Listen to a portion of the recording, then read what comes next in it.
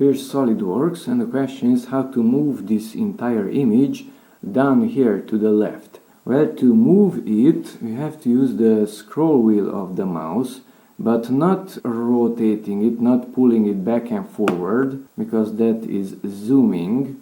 But we have to push it down, and we have to press the Ctrl key also.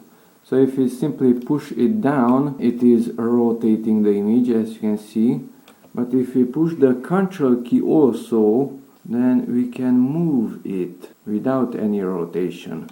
So by pushing down the Ctrl key, it is rotating the image, and Ctrl and pushing down the scroll wheel will move the image from left to right, up, down, anywhere else, without zooming and without rotation. So Ctrl and pushing down the scroll wheel is moving the image in SolidWorks.